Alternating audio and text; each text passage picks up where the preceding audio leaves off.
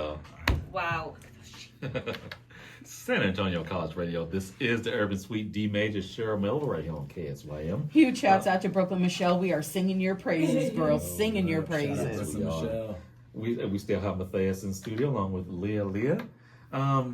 Speaking of your background in music, Leah, how did you begin? Well, I have been singing before I could even speak. I've been kind of vocalizing through Somewhere Over the Rainbow, I believe was the first song. I was kind of correctly getting that intonation, those melodic lines with, before I could talk. But then, I mean, I remember early on falling in love with Willie Nelson's Crazy and Leanne Rimes singing Blue. And then I got a little bit older, like around 8 years old. So, actually, maybe a little younger than that. And I went through the whole pop craze. Spice Girls was the big thing. And then, of course, it's Britney B. I don't know if I can curse here. Sorry. But, No cursing. then, you know, all the pop queens in the 90s. I was obsessed with growing up. And then around 11 years old, got a little, I thought it was a little bit more edgy and still liking pop. I had a big obsession with Avril Lavigne on her first 2 albums. Okay. Man, and even now still, even now, Avril, she still hits hard. I'm not ashamed. I love Avril. Oh, I'd still love her. Oh, yeah. Thank you. Now, actually, I've been teaching music for well over a decade, and then I've been teaching at the School of Rock over in Stono. Really? Wow. For almost a decade, just about 10 years. Oh, that's fantastic. Yeah, I love it. It's so rewarding. So I do a lot of rock and roll for my day job, 9 to 5, and then I get to do my own pop and just whatever creative avenues I want after that. Yeah, I was about to ask, through all of these influences and the work that you've done, finding your own niche, your own groove, how did that come about? Well, that is, it kind of goes back to what Matt's doing with his different projects in a sense.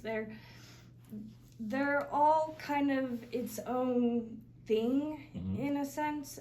Like I have a big love for the Riot Girls movement too, and especially even pre-Riot Girls, the Runaways, Joan Jett's first band. She was a teenager with Cherie Currie and Lita Ford and Jackie Fox. Jackie Fox. Jackie Fox, right? Jackie Blue.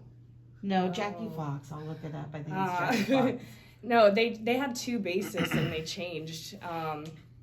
But anyway, so still a big love for that. But I do kind of keep them separate in my mind. When you ask me about my upbringing, I'm not talking about my, country and pop singer-songwriter stuff. But like, I have a big rock influence. I have a show on Halloween coming up with the actual Cherie Currie that I'm super excited for. So I get to sing Cherry Bomb with the original Cherry Bomb and Queens of Noise with the original Queens of Noise. Is this going to be in San Antonio? Yes, at Fitzgerald's on Halloween, the 31st. Cherie Currie's coming to Careful. Looks like we'll be seeing you on Halloween. I will be there. It's going to be a great show, definitely. Hell yeah. Okay. So Leah also got my daughter involved with the School of Rock. So she's now been, able to, start doing vocal lessons and, also she's doing drums and stuff. And it's really been cool to see her blossom, especially this year. And, like she loves to sing and, getting her involved creatively with, Matheus, and the song that I sent you guys was just, I can't even tell you how big of a blessing that was just for me. It was like a dream come true, But Who was more? Okay, yeah, sorry. I owe that to Leah because like she really inspired that, know, and I was it's cool. I opened the door, but like she's the one that did that hard work. I just showed her the door. Very true. You know. Who was more excited to work with each other, yourself with your daughter, or vice versa? Well, you know, we both of us get her excited about the music, you know, whether it's, you know, me hopping on the drums, Lee on the piano, and you're gonna sing today. So she's on the vocals and we're rehearsing like that, or, you know, it's cool. It's exciting for everyone. We try to keep it fun. We never like, you know, one of the main things, you know, even with recording, because recording is a very time consuming task. Yes. And, you know, with her, we got to remember she's a little kid. Yeah, there's work to be done. So we're like, hey, you know, we're going to record for X amount of time. If you get to any point and you say you're done, we're not going to ever be like, come on. If you're done, you're done. And we can work on it tomorrow's another day or next week or whenever. So we always make it fun for her, never it being like a work. So she's putting in the work without even realizing that, and it's making it fun for her. So it is exciting. Yeah, and with that, it's kind of a early introduction of a good work-life balance as well. Yeah, totally. And it does, you know, it really does help. You know, Leah like works with kids really, really good. She's got a gift for that. So that, you know, turning in, just connecting all of those things together, it's awesome. Before we get into music, I want to speak about the label. How did that come about? Oh man, yeah, Fresh Poetic Records. So, you know, I had always had a vision of, you know, getting to a point where I had a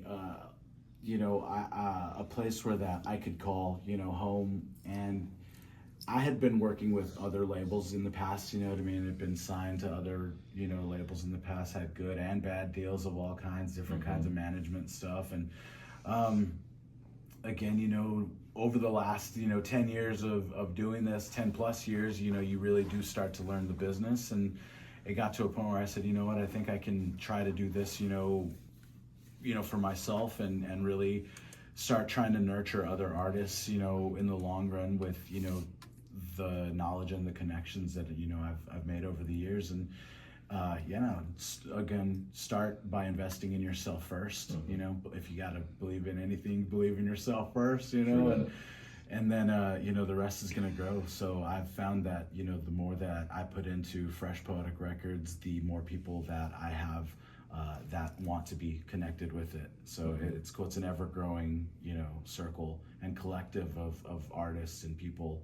You know, we have, you know, people that are officially part of it, and then we have all of the artists and friends that are like unofficially a part of it and affiliated with Fresh Poetic. And you know, we never know where those relationships are going to go, but we do love to nurture, you know, those friendships and relationships. And because you know, you never know what the future can hold. And yeah, I think it's a beautiful thing. That's what's up. Yeah. Congratulations on bringing that together. Thank you. And I hope a lot more come through with the label. I appreciate it. Thank you. Would you like to go ahead and get into some more music? Yeah, I would love to get into some more music. Okay, let's go ahead and do it. Let's do that. Hey, y'all, stay tuned. We've got the latest from our friend Riley Hall, plus a track from Jay Darius. But first, shout out Jay Darius. Would you like to introduce your latest track? Absolutely. All right. So the latest track is going to be Violet Rain by myself, featuring my beautiful daughter, Miss Violet Rain. Awesome. Hey, y'all, stay tuned. We've got more coming up. This is the Urban Suite KSYM San Antonio College Radio.